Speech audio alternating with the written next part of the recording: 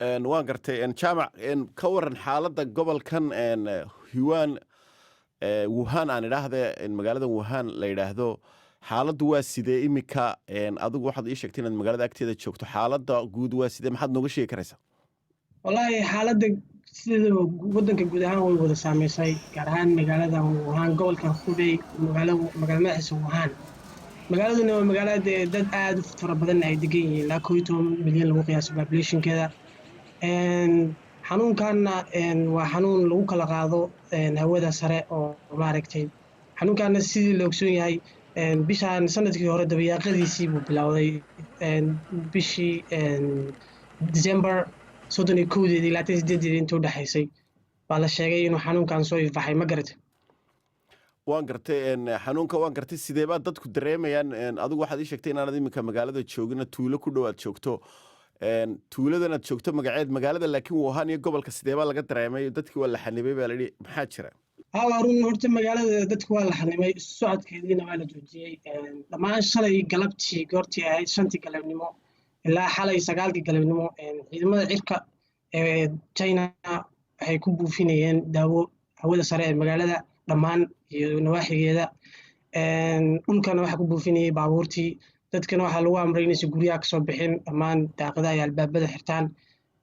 muddo hadda 24 saac kasii badanayso ilaa iyo 36 saac kusii dhow dadku socodkoodu waa yaraaday banaankana cidna uma soo bixi karto qofkii banaanka u soo baxana waxa lagu amray inuu soo xirto afka inuu daboosho xanuunkana waxa laga helay wuxuu leeyahay symptoms iyo calaamadahaas oo qofku markuu isku arko lagu amray dadka lagu amray in maaragtay isbitaalka yimaadaan xataa dadka guryaha ayaa loogu dhacay oo ciidanka guryaha ay ugu jebinayeen si ay u soo baaraan in qof qaba uu guryaha isku qarinayo oo kale waan gartay waad mahadsantahay jaamac waxaad iga warantaa soomaalida intee leg baa degan Wuhan iyo gobolkaasba magaciisa aad ii sheegisay ma xaaladooda ma ka warhaysaa soomaalida xaaladeeda waa sidee meesha degan wallahi soomaalida ardayda gobolka arday baa u badan ardayda joogtaana inta badan baa soomaalida aad bay ugu badan tahay gobolka Hubei gaar ahaan magaalada Wuhan inkastoo de waagii hore aad u badneed laakiin haddeertaan Soomaalidu way ku sii mataqaanaa sidii waagii hore ma aha saasay tahay ardayda kale ajaanibta ee meesha joogta bay Soomaalidu wax la qabtaa haddeertaan oo dadkii ardadii intii gudaha jaamacadda deganeed jaamacadda gudaha lagu xanibay wixii banaanka jooga oo kale banaanka degana guryahooda kama soo baxin Soomaalida degana haddeertaan xanuunka waxay la qabaan ajaanibka kale iyo Chinese-ka dadku dhammaan magaalada waa la soo geli karaa laakiin lagama bixi karo waa la godoomiyey waxaad iga warantaa xaggan maxaa imika laga walaacsan yahay magaaladii waxaad tiri waa la buufinaya cirkiiyo dhulkiiba maxaa laga walaacsan yahay sidee wax u jiraan waxa laga walaacsan yahay dhibaatada waxa keenay xanuunkan inuu aad u fidana keenay waxa weeye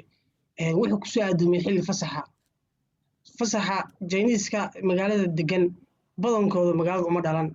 marka gobolada kale laga keenaa arday dadka shaqeeya waxaas marka xilliga New Year-ka Chinese-ka baa 25-ka bishaana soo marka sidaa darteed dadku way laabanayeen goboladooda ku laabanayeen wixii dalka dibadiisa aaday wixii gobolada China kula fidayay